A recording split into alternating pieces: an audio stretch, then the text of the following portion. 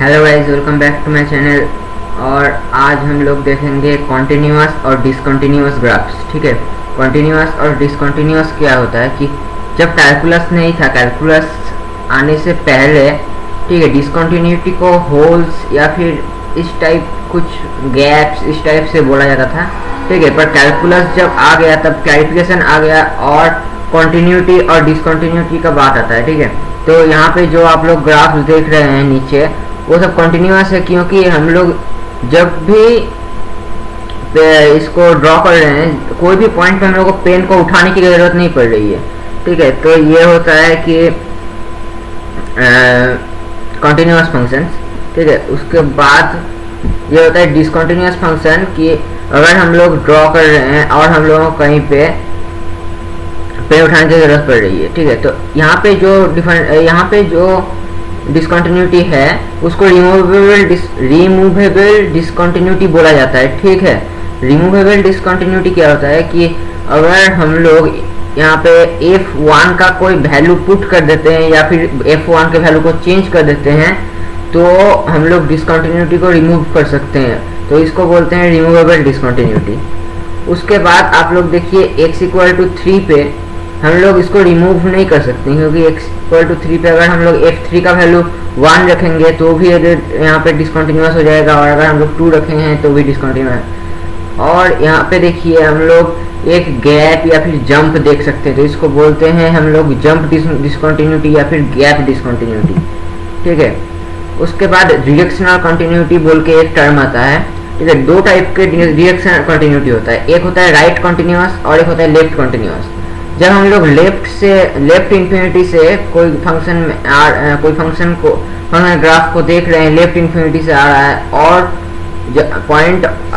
Point of discontinuity तक कहीं पे वो माइनस इन्फिनिटी से कहीं पॉइंट ऑफ डिसकंटिन्यूटी तक कहीं पे डिसकंटिन्यूअस नहीं है तो फिर हम लोग इसको लेफ्ट कंटिन्यूअस फंक्शन बोलेंगे।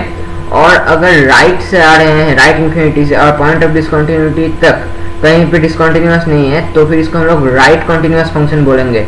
ओके, तो उसके बाद आता है हम लोगों का ऑसिलेटिंग डिसकंटिन्यूटी।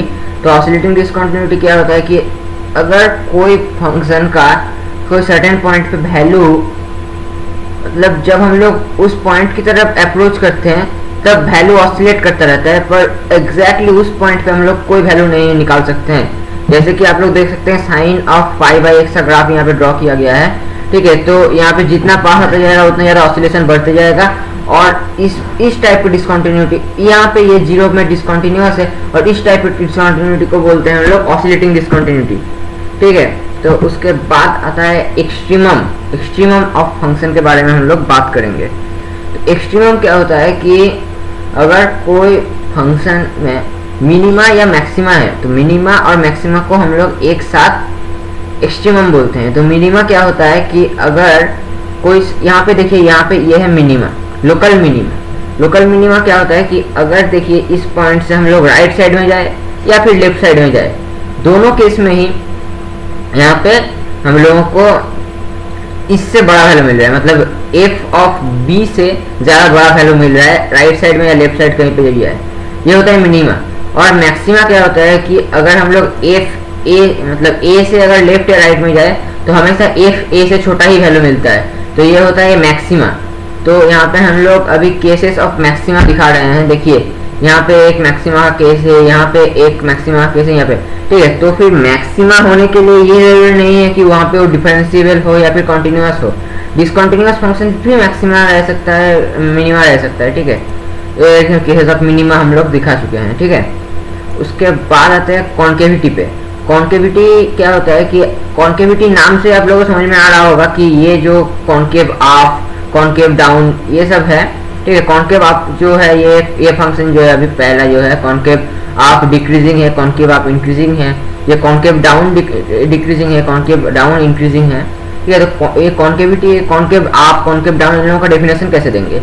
तो कॉन्केव डाउनवर्ड्स हम लोग तब बोलेंगे जब कोई ग्राफ या फिर कोई पार्ट ऑफ ए ग्राफ में हम लोग अगर टेंजेंट्स ड्रॉ करते हैं और टेंजेंट्स अगर ऊपर ड्रॉ बनते हैं तो हम लोग उसको बोलेंगे उस पार्ट को या फिर उस पूरे ग्राफ को बोलेंगे हम लोग कॉन्केव डाउनवर्ड्स।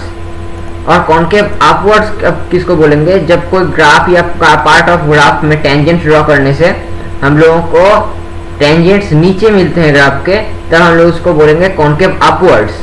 ठीक है, तो पॉइंट ऑफ इन्फ्लेक्शन अब नया टर्म आता है। ठीक है, तो जहाँ पे कॉन्केविटी चेंज होता है वहाँ पे पॉइंट ऑफ इन्फ्लेक्शन होता है। ठीक है, तो आप लोग यहाँ पे देख सकते हैं कि यहाँ पे कॉन्केव अपवर्ड्स था, यहाँ पे कॉन्केव अपवर्ड्स था।